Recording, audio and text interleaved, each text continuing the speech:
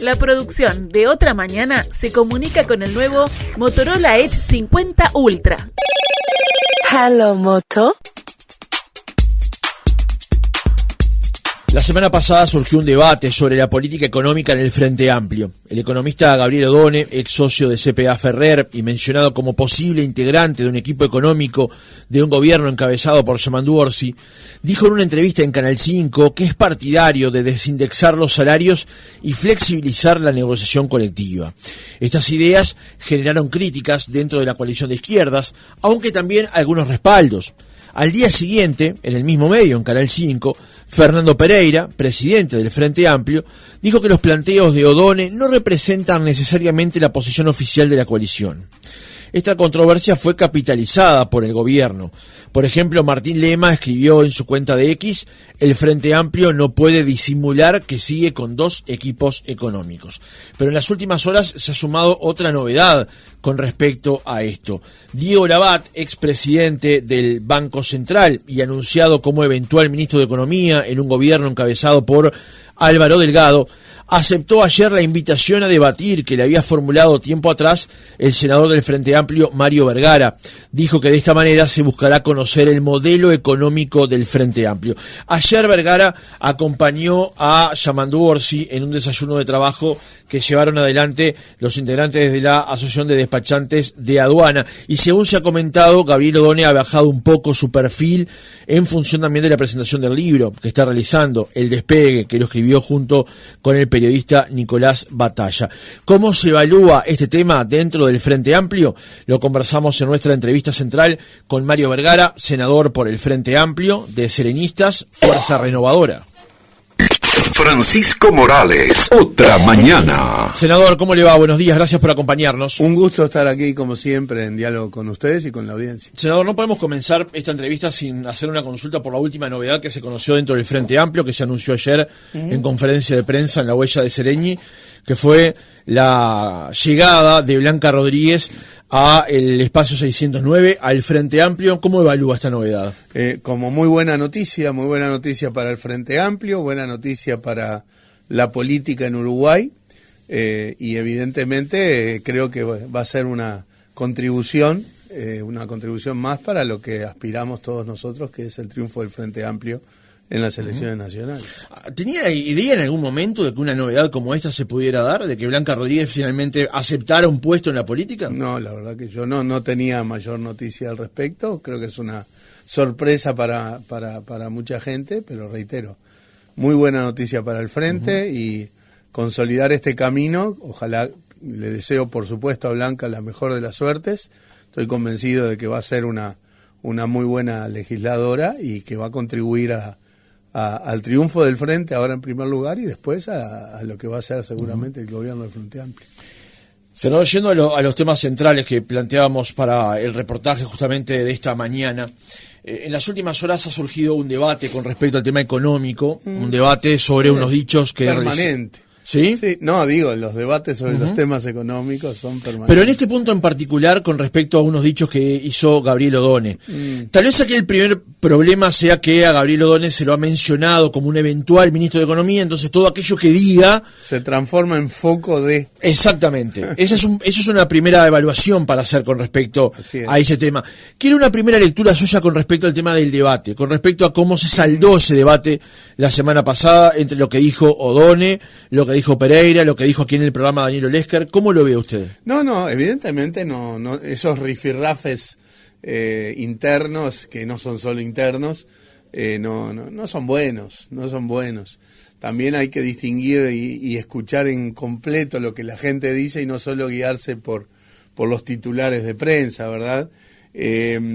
Yo creo que el Frente Amplio, que reinstauró la negociación colectiva en el Uruguay, después de décadas en que se había erradicado, que el funcionamiento de los consejos de salarios, que no son solo para negociar salarios, sino un conjunto cada vez más amplio de condiciones laborales, fueron fundamentales para un proceso que en los 15 años de gobierno del Frente Amplio implicó crecimiento económico, pero con la consideración de que ese crecimiento fuera distribuido de manera más equitativa, es decir, que todos, incluidos trabajadores y trabajadoras por esta vía, se beneficiaran también de ese crecimiento. El proceso, la negociación colectiva tiene que ser una cosa dinámica, porque además las circunstancias del funcionamiento empresarial, las circunstancias del funcionamiento de los mercados, todo lo que es ahora la brutal incorporación de la tecnología a la producción, obliga a ese marco de negociación colectiva permanente. Y se ha aprendido en todos estos años de cosas que hay que ir perfeccionando en la negociación colectiva. Y algo ya había empezado a suceder, incluso durante los gobiernos del Frente. Por ejemplo, y creo que va un poco al núcleo de la discusión, muchas veces en los grupos de negociación de consejos de salario, quienes negocian y acuerdan son las grandes empresas del sector. Y pasa, y son cosas hasta estudiadas en la literatura económica, que a veces las empresas grandes son capaces obviamente de abordar de repente condiciones de trabajo y condiciones salariales que las empresas pequeñas y medianas no pueden o se les dificulta, y eso opera incluso como un mecanismo de desplazar competidores. La preocupación de que cosas acordadas a nivel de consejo que fueran entonces mandatorias para todas las empresas, grandes, pequeñas, medianas, era una preocupación por esta circunstancia que digo, que hay empresas pequeñas y medianas que de repente no estaban en condiciones y que los propios trabajadores de esas empresas pequeñas hubieran negociado cosas diferentes. Ahí apareció aquella figura, usted recordará, del famoso descuelgue. Y bueno, ese fue un paso que se dio a nivel normativo para tratar de tomar en consideración esta circunstancia.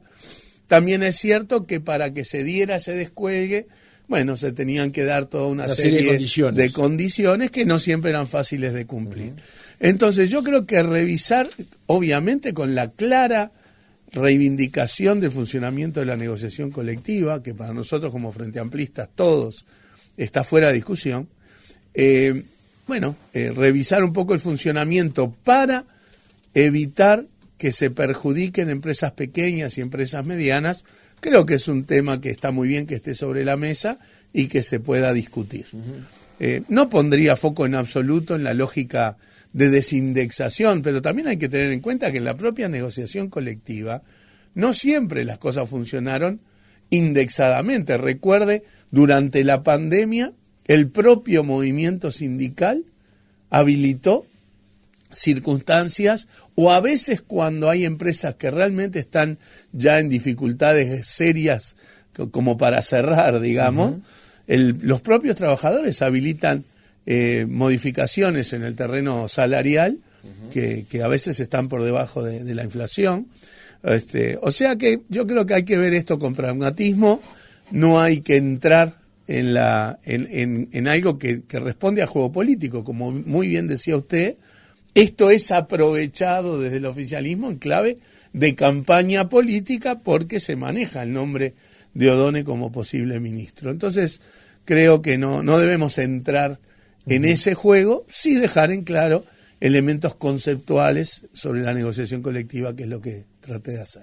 Ahora, senador, ¿usted entiende que es factible caminar el camino de la desindexación totalmente? O sea, que los salarios no estén atados a la inflación necesariamente, o la recuperación de los salarios no estén atados a la inflación. Se lo pregunto porque usted planteaba recién el caso de las empresas y el tamaño de las empresas. Claro. Y yo siempre he escuchado que Richard Reed ha dicho que es cierto esa consideración, ahora también es cierto que un trabajador en Artigas paga lo mismo que la luz que en Montevideo. Sí, claro, en muchas cosas sí, en otras no. Los niveles de precio en todo el Uruguay no son homogéneos, pero está muy bien y tenemos que avanzar hacia que se apliquen las mismas condiciones. Pero a veces hay circunstancias y a veces hay estrategias de las propias grandes empresas que operan de esta manera como una forma de desplazar a sus competidores, elevándole los costos más allá de lo que los competidores pueden dar. La inflación siempre va a ser una referencia para toda negociación salarial.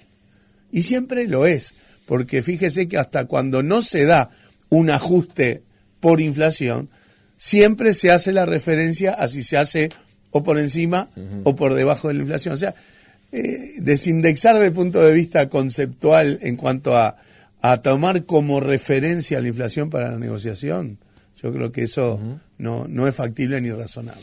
Hay otro debate con respecto a esto que tiene que ver con la inflación que tenemos hoy por hoy en Uruguay. Usted ha dicho en las últimas horas que la inflación se explica por un factor estructural, la economía no crece y por un tipo de cambio artificialmente bajo. Cuando el dólar se acomode a los propios informes del Banco Central, la inflación puede subir un poco, nada dramático. Veo que quien era el presidente del Banco Central en estos años habla de priorizar la competitividad cuando fue el paladín del atraso cambiario durante todos estos años. La primera parte de la pregunta es entonces, eliminando estos factores o corrigiendo estos factores, ¿la inflación necesariamente va a estar más alta en el país? Cuando una economía está en crecimiento, la presión sobre los precios es mayor, porque crece la demanda, crece el consumo. Esa es una cuestión de libro de texto en economía. Uno no puede comparar inflación en circunstancias donde la economía está volando con inflación en circunstancias en que la economía está planchada. Eso en primer lugar. Por otro, y es lo que ha pasado en los últimos 2 años, ¿verdad? La inflación ha bajado, es una buena noticia en general, sí, pero tiene un componente importante que es que la presión sobre los precios es baja porque estamos en una economía planchada. ¿Pero usted no entiende que no hay acciones directamente del Banco Central que han llevado a que esa inflación esté moderada hoy? ¿Moderada hacia la baja y hace muchos meses en el rango meta? Las acciones del Banco Central básicamente pasan por las decisiones de política monetaria, que es en la fijación de la tasa de interés. Y nosotros ya hace mucho tiempo, y en esto le aseguro que resistimos archivo, que decimos que el canal de la tasa de interés para impactar sobre los precios en Uruguay es extremadamente débil. Claramente son los otros factores los que explican hoy por hoy niveles de inflación un poco más bajos de los que teníamos hace algunos años. El caso de la economía planchada en términos de crecimiento es un factor importante, y el otro elemento es el atraso cambiario, porque creo que está claro, los propios informes del Banco Central indican que el valor del tipo de cambio debería estar 13-15%, por encima de lo que está.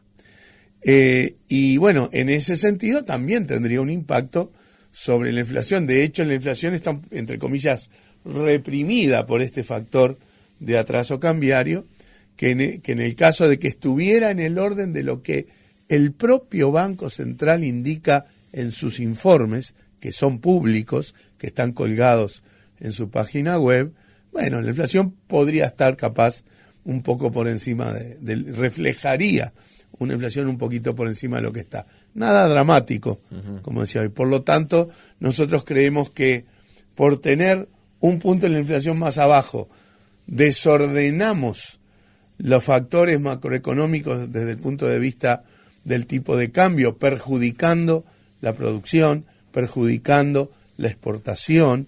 Hoy el atraso cambiario es un clamor de cuanta gremial anda por ahí, del sector agropecuario, industrial, de servicios, de los operadores inmobiliarios, del turismo, de la exportación. Si justamente ese atraso cambiario es uno de los factores que tira para abajo el crecimiento económico. Entonces, ¿no le reconoce un mérito a la gestión del Banco Central en controlar la inflación o tenerla dentro del rango que se autoimpuso? Yo no critico estrictamente la política monetaria, si bien creo que tampoco se justifica una tasa de interés tan alta como lo que ha habido este tiempo. Tú tenías inflaciones 4, 5, ahora creo que anda por el 5,5% creciendo, ¿no? Y tasas de interés que estaban en el 9%. O sea, yo creo que se puede discutir, pero vuelvo a decir, ese canal de la política monetaria a través de la tasa de interés es muy débil. Y déjeme tratar de explicarlo, si bien es un tema un poco técnico, pero creo que la gente lo va a entender. ¿Por qué el Banco Central dice yo subo la tasa para influir sobre los precios? Porque al subir la tasa del Banco Central eso debería repicar en las tasas de interés que los bancos le cobran a la gente, sobre todo para consumir. Y las tasas del crédito al consumo de los bancos y las administradoras tienen niveles tales que no se ven afectadas porque el Banco Central suba o baje un punto la tasa de interés de referencia. Lo que sí no le reconozco ningún mérito, sino más bien responsabilidad al Banco Central, es en el manejo del tema cambiario, porque el Banco Central debió y debe tener otro accionar en materia de cambiaria, reconociendo sus propios informes que el tipo de cambio está muy atrasado, debiera tener una acción que es la de intervenir en el mercado. Y el Banco Central hace más de 2 años que no compra $1 en el mercado, y eso sí es responsabilidad del Banco Central. Ahora, senador, al Frente Amplio también se le criticaba atraso cambiario. Sí. Al Frente Amplio también en su momento se le criticó inflación, que había llegado a superar en un momento determinado el 10%. También en este gobierno hubo momentos de arriba del 10%. Sí, cuando ocurrió la invasión de Rusia a Ucrania. La pregunta es, ¿el uruguayo debe acostumbrarse entonces a tener atraso cambiario y debe acostumbrarse a tener inflación que orille siempre el 10% o por debajo? No, por debajo del 10% seguro. Pero si uno ve, igualmente el 10%. Si uno ve la historia reciente de la inflación, y cuando digo reciente me refiero 20 años, o sea, de la crisis del 2002, el 2003, que fue un año de 20 y pico % de inflación, para acá, la inflación no orilló siempre el 10%, estuvo en órdenes de 7, 8, 6, ese juego, digamos, entre un 6 y un 8, un 9%. El pasaje de esos son momentos más bien de excepción. Ahí está. No, yo creo que si logramos consolidar un marco de inflación un poco más bajo, está muy bien, pero no puede ser a costa del crecimiento, de la producción. No puede ser que tengamos que pagar eso con no crecer, porque si no crecemos, el problema es mucho más grande, porque la producción impacta sobre la exportación, sobre los ingresos, sobre el empleo, sobre las políticas distributivas del Estado, etcétera. En eso es que nosotros siempre decimos que tenemos que ir ponderando los objetivos. No podemos jugarnos a un único objetivo, olvidándonos de los demás, ¿verdad? ¿Volvemos a los platillos chinos? Sin duda, que hay varios objetivos que tienen que estar girando a la vez. Si uno mira un solo platito, los demás se le caen. Y si los demás se le caen, a la larga se cae toda la estantería. Sí, justamente ayer repasaba una entrevista que le hacía Emiliano Cotelo cuando usted era presidente del Banco Central, fíjese la cantidad de años que hace, y usted refrendaba eso, que no había que centrarse en un único objetivo, sino que había que tener activos todos los demás. Lo que pasa es que... Además, eso es lo que dice la ley. Decir que el Banco Central solo se tiene que fijar en la inflación es negar lo que dice la ley.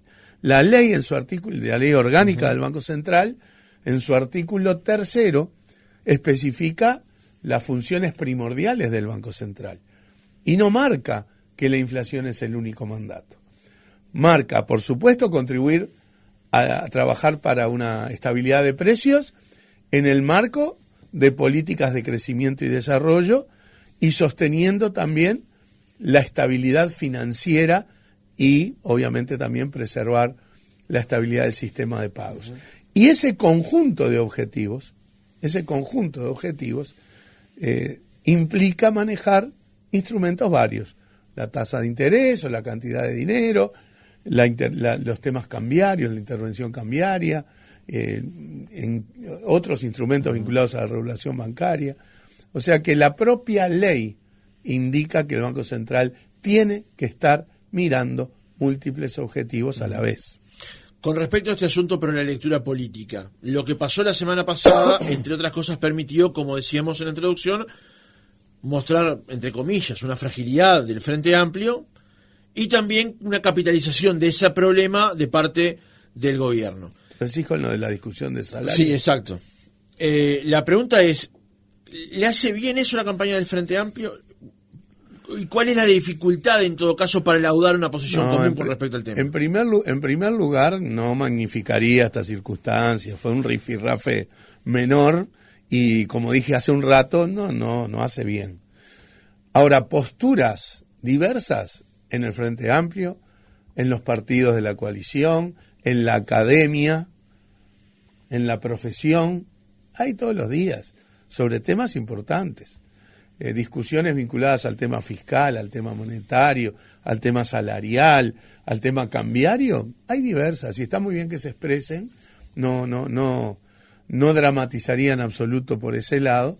Y el Frente siempre se ha dado las formas de subsanar o de saldar, como decías tú, de saldar las discusiones y los debates, entre otras cosas porque, bueno, el equipo económico, con el respaldo siempre de los respectivos presidentes en los gobiernos del Frente Amplio, eran los que marcaban la impronta y terminaban saldando la situación. Pero se ha transformado en un problema el hecho de que muchos mencionen que Gabriel Odone puede ser un eventual ministro de Economía, No. a que todo lo que diga Gabriel Odone tenga la pátina justamente de que esté hablando la próxima política económica eventualmente. No creo que vaya a ser un problema. Y, a ver, cuando el Frente nunca había gobernado, había una cantarola de que el talón de Aquiles del gobierno de la izquierda iba a ser el manejo económico, porque la izquierda era irresponsable y cosas por el estilo. Creo que esa fue una de las razones por las cuales Tabaré Vázquez dijo: mi ministro va a ser Danilo Astori. Lo dijo varios meses antes de la elección, y creo que ese fue un factor que incidió en el triunfo del Frente en 2004. Pero después de allí el Frente gobernó 15 años. Obviamente siempre puede haber diferencias, disputas, siempre puede haber opiniones sobre si el Frente lo hizo un poco mejor, un poco peor, pero que el Frente ha tenido la capacidad de conformar los equipos para el manejo de la cosa económica, creo que nadie lo duda. El Frente ganó 3 elecciones seguidas y la economía y el manejo de la economía fue siempre una fortaleza desde el punto de vista, incluso desde el punto de vista electoral, cosa que obviamente simbolizamos en la figura de Danilo Astori, que ahora todo el mundo es astorista, ¿sí?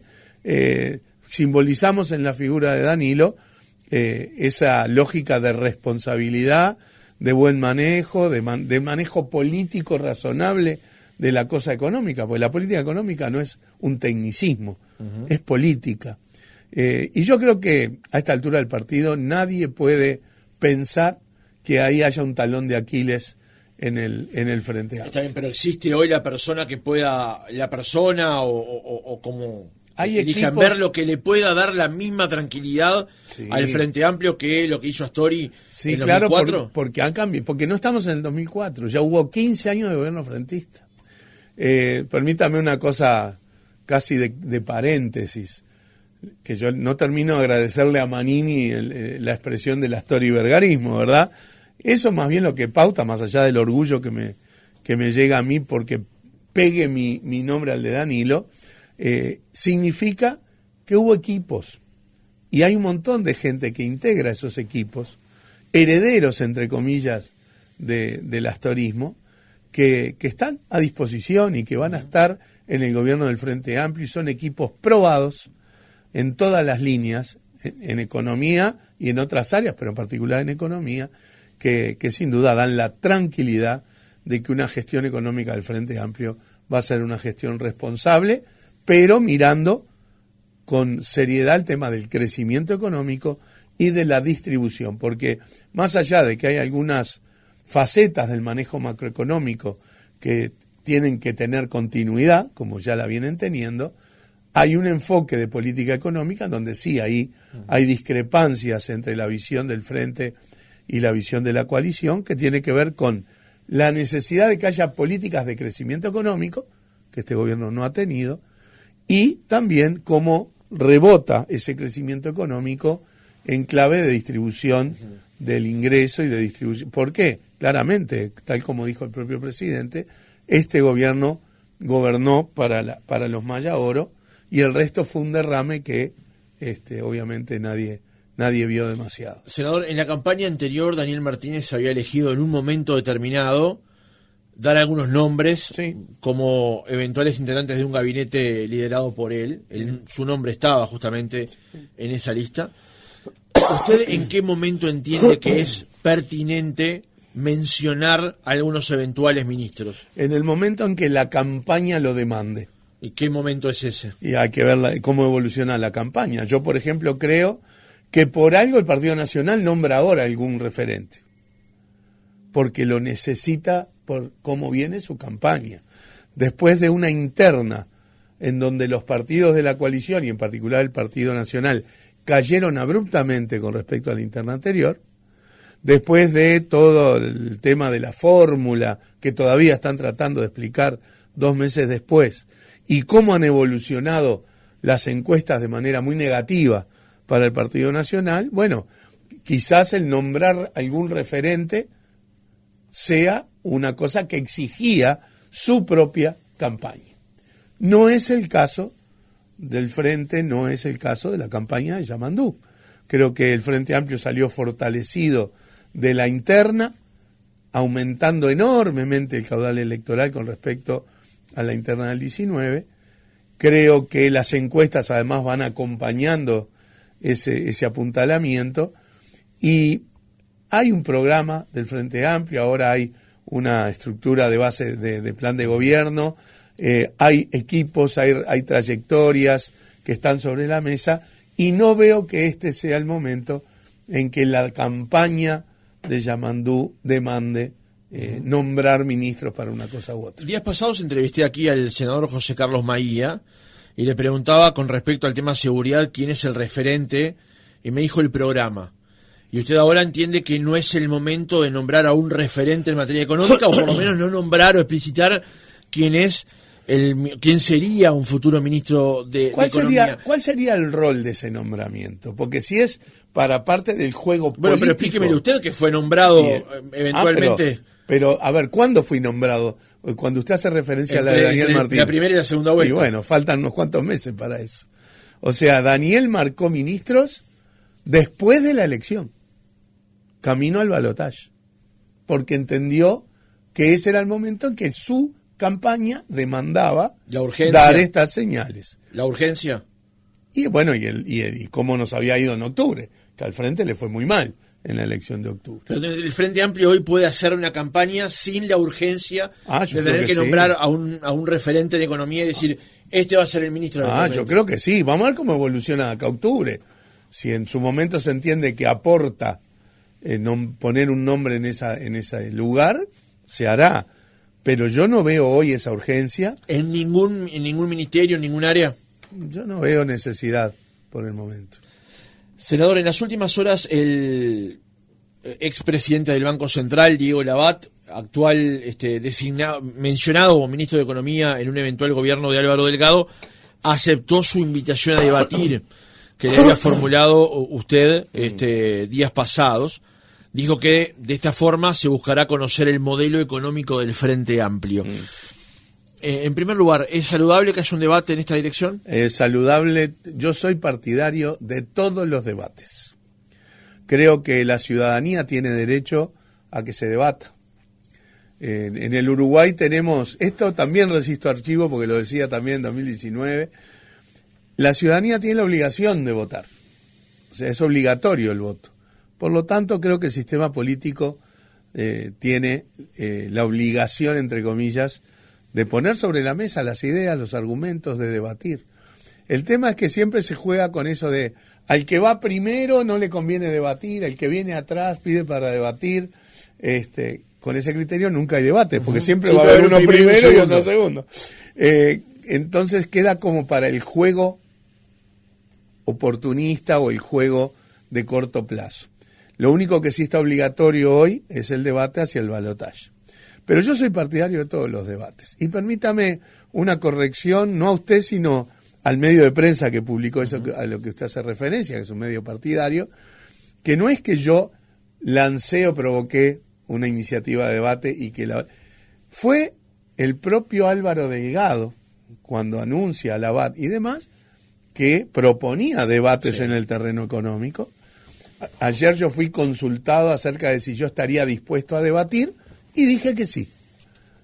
Y ahora, bueno, creo que saludablemente Diego Labat dice, bueno, debatamos, me parece perfecto. Digo porque a veces queda como que es una iniciativa provocadora de nuestra parte, cuando no fue así. Más bien fue una iniciativa del lado del Partido Nacional, Y como yo soy partidario de los debates, si me dicen, ¿estás dispuesto a debatir? Estoy dispuesto a debatir.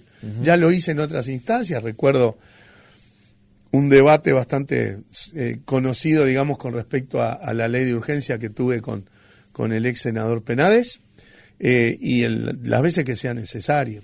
Ahora, perdón la pregunta, pero Por para favor. ser bien directo, hoy Mario Vergara debatiendo con Diego Labat, ¿Mario Vergara representa el equipo económico y la política económica del Frente Amplio? Porque Diego Labat sería ministro de Economía si Álvaro Delgado ganara. No está planteado que Mario Vergara sea el futuro ministro, porque no está planteado ningún nombre. Pero la pregunta es, ¿Mario Vergara representa visión... la política económica del Frente Amplio? Bueno, Mario Vergara tiene sus posturas en los temas económicos, ¿verdad?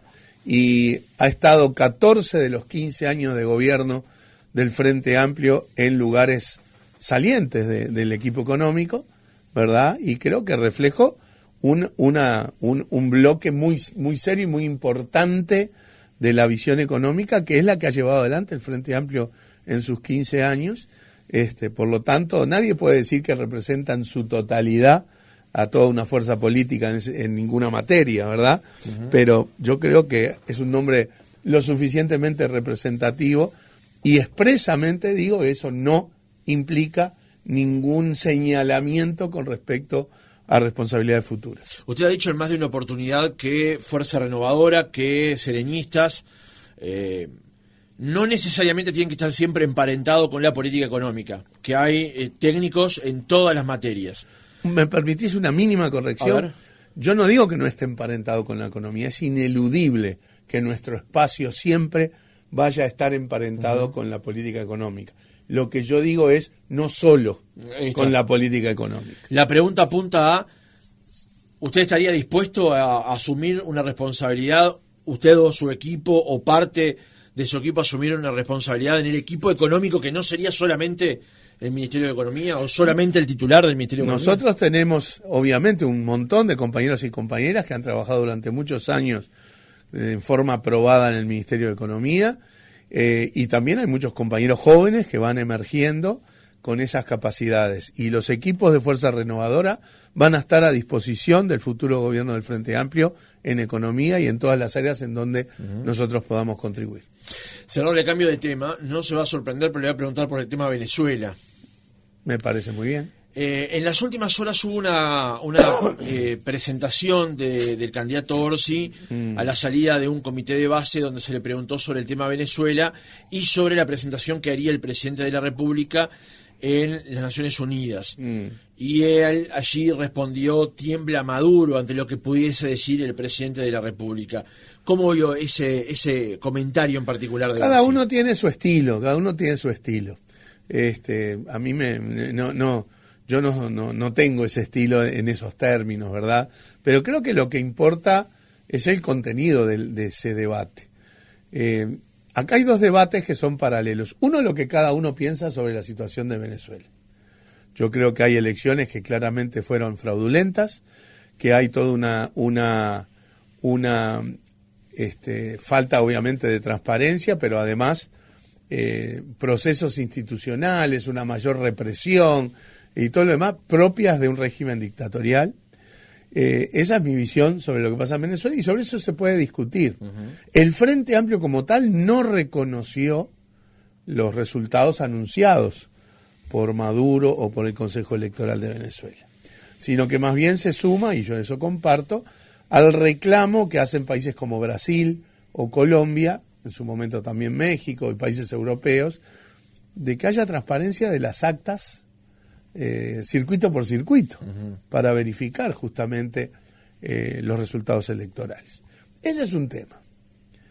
Lo otro es cómo en el juego político interno en Uruguay se quiere aprovechar el debate de Venezuela para tratar de sacar algún rédito en clave de campaña electoral. Está bien, pero antes de pasar al tema central, senador, Sí. le pido un comentario más sobre lo anterior. Sí. Porque el señor Orsi, cuando hace ese comentario, plantea que el presidente de la República, yendo a una tribuna como la de Naciones Unidas, lo que pueda decir parecería resultar intrascendente en cualquier sentido, cuando él aspira a tener justamente el cargo de presidente de la República. Bueno, pero yo ¿Usted creo- comparte los términos en lo que yo creo- relativiza el peso del propio país en el que él aspira liderar. Y bueno, yo creo que en este tema, y así como puede ser en otros temas, está bien que Uruguay tenga una posición, ya la ha tenido, ¿verdad? Pero pensar que el diferencial en Naciones Unidas o en el proceso propio de Venezuela esté en el discurso del presidente de la República del Uruguay, creo que nadie puede creerlo, ¿verdad?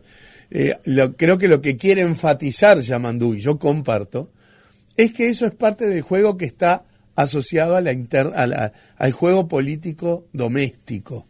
Es marcar, ¿verdad?, en el tema Venezuela, tratar de sacar un provecho con cosas que además que se dicen en las redes y demás, que no son ciertas, cuando se trata de dibujar a un frente amplio apoyando a Maduro y cosas por el estilo, cuando claramente no ha sido así. Yo sí creo que el tema Venezuela está en la arena pública hoy en Uruguay, mucho más con intencionalidades del juego político camino a la elección nacional que por la preocupación real de la situación propia que sufren los venezolanos. Usted escribió en su cuenta de X días pasados: ningún partido político del Uruguay reconoció las fraudulentas elecciones en Venezuela, aunque hay quienes se empeñan en mentir.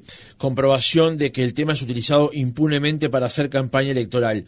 Este no es un juego de quien grita más fuerte la palabra dictadura, está en juego el sufrimiento de un pueblo, y allí hizo 2 capturas de pantalla, un tuit de Martín Lema y otro tuit de Javier García. Así es. Más allá de la visión doméstica que tiene este asunto, la pregunta es por qué el Frente Amplio no consolida una posición con respecto al tema. Porque usted mencionaba recién lo que ha asumido el Frente Amplio. El Frente Amplio sobre el tema emitió un solo comunicado días después de las elecciones, donde esperaba una posición del Centro Carter y de los especialistas de Naciones Unidas. Y reclamaba.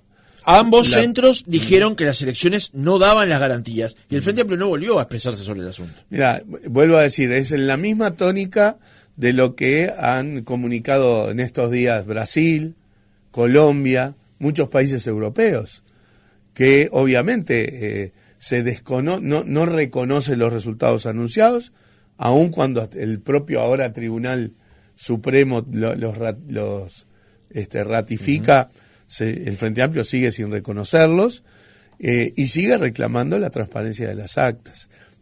Hay una posición consolidada del Frente Amplio que es esa: no reconocer los resultados anunciados, ¿sí?, reclamar pacificación, reclamar el cese de la represión, ¿verdad?, y reclamar la transparencia de las actas. Esa es la posición del Frente Amplio, que, vuelvo a decir, no está solo, porque países como Brasil, Colombia, los países europeos y demás tienen esencialmente la misma postura. Está bien, pero esos países, aunque no es comparable, países compartidos, han ido actualizando su posición. El Frente Amplio no. Estamos en el mismo punto que ellos. Desconociendo, senador, de vuelta, no el reconociendo. comunicado del Frente Amplio señalaba que esperaba los informes del Centro Carter y los expertos de Naciones Unidas. Y no reconoció los resultados anunciados. Y esperando para consolidar una posición o para dar una nueva posición. Pero hay que leerlo entero, el comunicado. El comunicado decía, reclamando la transparencia de la palabra más, palabra menos, la transparencia de las actas circuito a circuito. Y eso es lo que si las actas no aparecen, el Frente Amplio no va a expresarse nuevamente sobre el tema. Seguramente sí va a expresarse. ¿En qué momento? Y bueno, eso lo veremos, porque acá el tema también es de qué manera se contribuye a que haya una salida en Venezuela. De qué manera se busca algo que hace años que se viene buscando, que Uruguay participó, que tuvo un rol preponderante nuestro compatriota Enrique Iglesias, en buscar mecanismos de diálogo. Se llega a esta elección a partir de un proceso donde hubo acuerdos en Barbados, donde hubo diálogos entre gobierno y oposición venezolana propiciados por la comunidad internacional. El resultado es que es malo. Yo lo digo con toda claridad. Acá hay fraude, acá hay un proceso muy negativo de represión y demás, todos procesos que son propios de un régimen dictatorial, pero el objetivo es la salida política, económica y social, porque Venezuela necesita una salida política porque necesita comenzar un camino para superar la brutal crisis económica y social que vive su pueblo. Todos los que vivimos crisis, sabemos que el primer paso para salir de una crisis es el diálogo político. Y hoy en Venezuela eso no es factible. ¿Y la presión internacional también? La presión internacional creo que tiene que ir en esa dirección. Aquella que se puede ejercer, por ejemplo, desde Naciones Unidas. Por ejemplo, sí, ojalá. Ojalá que sea fructífero. Senador, una última pregunta para cerrar la entrevista. Tiene que ver con una cuestión que ocurrió hace ya un par de semanas, un comentario que hizo en redes sociales la senadora del Partido Nacional, Graciela Bianchi, sobre unos comentarios que habría hecho, que claramente no hizo, el senador Andrade sobre las elecciones en Venezuela, aun cuando existía un compromiso de los partidos políticos sobre el tema de las noticias falsas y demás. ¿Cómo ve ese debate y cómo ve que los partidos políticos ejerzan para sí controles sobre el tema de la divulgación de noticias o procesos de desinformación? Cada partido, en el fondo, tiene que hacerse responsable de la tónica general con la que actúan, por ejemplo, sus referentes, sus dirigentes, sus legisladores. Hay un acuerdo que todo el mundo dice, sí, no podemos estar alimentando fake news, noticias falsas, y mucho menos en el marco de este juego de política menor, y sin embargo hay una legisladora del Partido Nacional que uno podría decir que ya le ha pasado en el pasado de haber replicado noticias falsas, y uno podría decir, bueno, no sabría que era falsa, y bueno, también debería retractarse, cosa que nunca hace. Pero acá fue peor, porque acá ella dijo, sí, yo sabía que era falsa.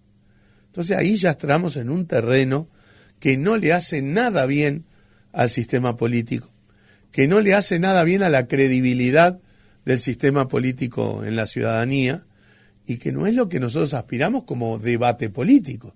Hay un montón de temas para debatir, hagámoslo con argumentos, con altura, con respeto, no de esta manera que le hace daño a la política, y bueno, yo soy un gran reivindicador de la política, y por lo tanto creo que estas cosas son muy negativas y deberían haber llamados de atención de los propios partidos políticos correspondientes a este tipo de cosas, porque va en contra de lo que se dice que se acuerda y le hace daño al conjunto del sistema político.